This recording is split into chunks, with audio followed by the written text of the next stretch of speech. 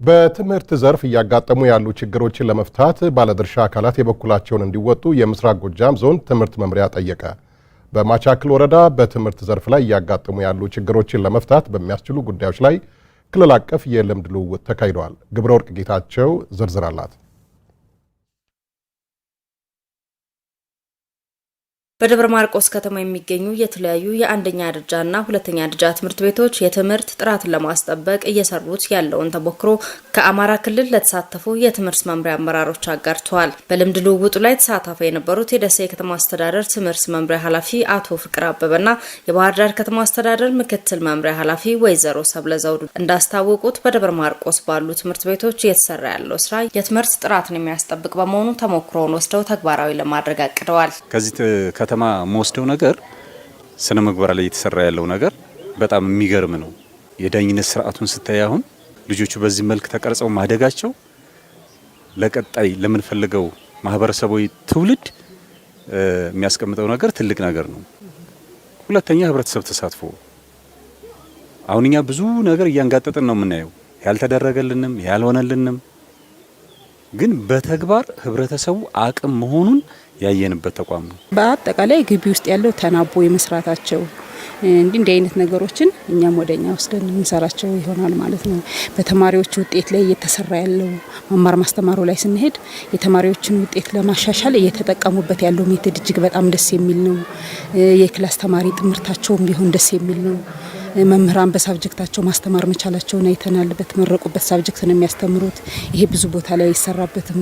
እነዚህ አይነት እንትኖች ለመማር ማስተማሩ አሁን የምንፈልገውን ውጤት ለማምጣት ትልቅ አጋዥ ነገሮች ናቸው። ተማሪዎቹ የቀጣይ ሀገር ተረካቢ በመሆናቸው በስነ ምግባር የታነጹና ስርቆትን ተጸይፈው እንዲያድጉ ለማድረግ በከተማው አቡማ አንደኛ ደረጃ ትምህርት ቤት የተሰራው ስራ በሌሎች አካባቢም ተጠናክሮ ሊቀጥል የሚገባ ተግባር መሆኑን የገለጹት የወልዲያ ከተማ አስተዳደር ትምህርት መምሪያ ምክትል ኃላፊ አቶ ተስፋ ማርያም ይመር ደሳሌ ናቸው።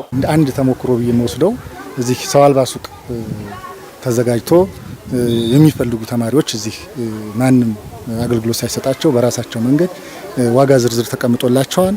የሚፈልጉት የማቴሪያል አይነት የንጽህና መጠበቂያ ሞደስ፣ ደብተርና እስክርቢቶ፣ ሳሙናዎች የያዘ ነው። ከዚህ ጋር የምንረዳው ምንድነው? በቃ በስነ ምግባር የተሻሉ ተማሪዎችን ገንብተናል ይል ነበር የከተማ አስተዳደር ትምህርት መምሪያ ኃላፊው።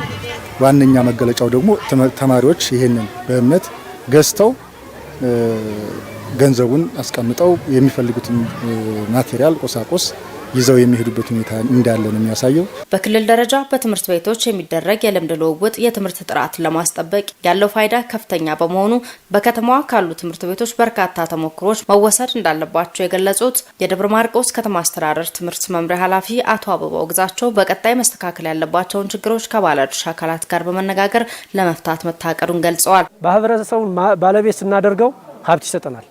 ማህበረሰቡን ባለቤት ስናደርገው የተሻለ ትውልድ እንፈጥራለን።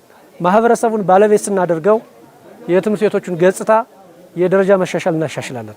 እኛ በተግባር እየሰራን ያለነው ተግባር ይሄ ነው።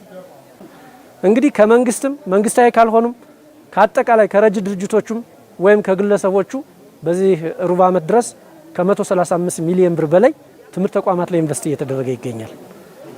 ይሄ በቁሳቁስ በጉልበትና በገንዘብ የተሰበሰበ አሁን ላይ እየተሰራ ያለ ተግባር እንደሆነ በተሞክሮነት ቢወሰድ መልካም ነው ብዬ አስባለሁ።